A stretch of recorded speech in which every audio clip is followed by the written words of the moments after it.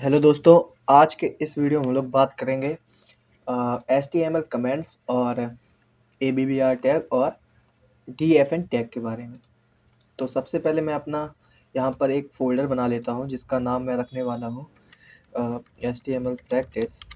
Okay, तो अच्छा ये बता रहा है कि एक पहले से ही शायद ऐसा फ़ोल्डर बना हुआ है। नेम चेंज करना पड़ेगा, प्रैक्टिस ओनली कर लेते हैं, ठीक है। और इसको मैंने ओपन कर लिया अपने VS कोड पर।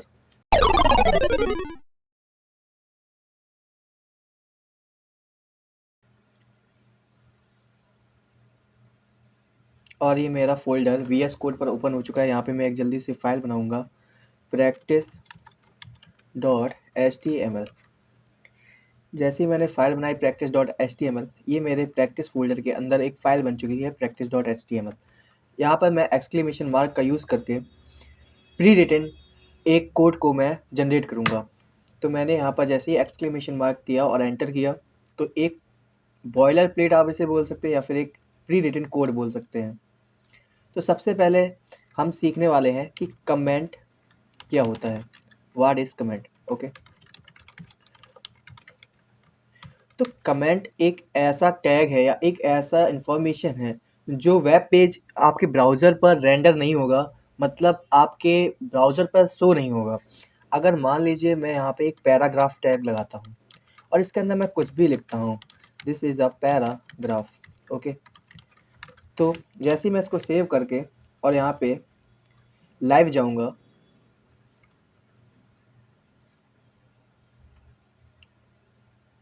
तो देखिए कि ये पेज लोड हो चुका है और यहाँ पे लिख कर आ रहा है this is a paragraph. But अगर इसी चीज़ को मैं एक कमेंट के अंदर रखूँ, तो ये एक कमेंट बन गया है। ये एक कमेंट टैग लगाने का तरीका है कि सबसे पहले आप एंगुलर ब्रैकेट ओपन करेंगे, उसके बाद एक्सक्लेमेशन मार्क, फिर दो डैश और उसके बाद एंगुलर ब्रैकेट आपका बंद हो जाएगा। अब इसके अंदर मैं लिखता हूँ this is a comment, control S, और जैसे ही मैं अपने पेज पे जाके देखूंगा, मैंने इसको रिफ्रेश कर लिया है, तो यहाँ पे क्या हो रहा है कि ये कमेंट जो है वो पेज पर शो नहीं हो रहा है। ठीक है, तो इस तरह से हम कमेंट लिखते हैं। अच्छा, कमेंट का फ़ायदा ये रहता है कि हमें पता चल जाता है कि कौन सी चीज़ हमने कब किस लिए लिखी थी। और जो दूसरा एक प्रोग्रामर है, जब आप अपना ही कोड किसी दूसरे प्रोग्रामर को देते हैं तो उसके लिए भी समझना आसान हो जाता है चीज़ें, कि कहाँ से हमारा सेक्शन स्टार्ट हुआ है, कहाँ पे नैव बार है, ये सारी चीज़ें वो समझ जाता है। जैसे मैं लिख दूँगा, यहाँ पे मैंने एक कमेंट लगाई और मैं यहाँ पे लिख देता हूँ कि नैव बार स्टार्ट्स फ्रॉम हेयर। तो अब जब मैं यहाँ पे नैव टैग लगाऊंगा, ठीक है, नैव टैग लगाया और नैव टैग लगाने के बाद मैं नैव बार बनाता हूँ, तो उसे पता रहेगा कि यहाँ से नैव बार हमारा शुरू है। ठीक है, तो हमारे लिए भी ये आसान रहेगा कि अगर हम कभी बाद में आए इसी कोड को फिर से हमने थोड़ा अपडेट करना हुआ, तो क्या होगा, हम देख लेंगे कि नैव बार हमारा यहाँ से स्टार्ट है, तो हमें क्या होगा, आसानी रहेगी। तो इस वजह से हम कमेंटों का यूज़ करते हैं। अब मैं आपको बताने वाला हूँ ABBR टैग क्या होता है। ABBR टैग एब्रीविएशंस के लिए यूज़ किया जाता है, जिसका एक टाइटल एट्रीब्यूट होता है। सबसे पहले मैं आपको एक एब्रीविएशन बना के दिखाता हूँ। WHO मैंने मान लीजिए बना दिया। जैसे मैं सेव करूँगा तो यहाँ पे देखिए डॉटेड डॉटेड करके इस तरह से क्या आ चुका है, WHO। ओके, तो ये एक एब्रीविएशन है।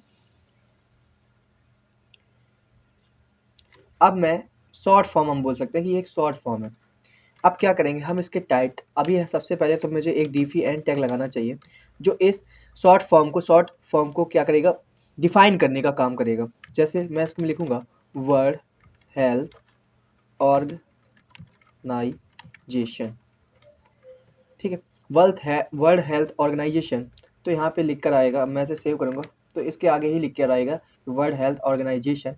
ठीक है, एक ही लाइन में आने वाला है, तो क्या है, world health organization, DFN just बाद में आएगा ABBR के। तो ये डिफाइन करेगा किस टैग को, ABBR टैग को डिफाइन करने का काम करेगा कौन, DFN।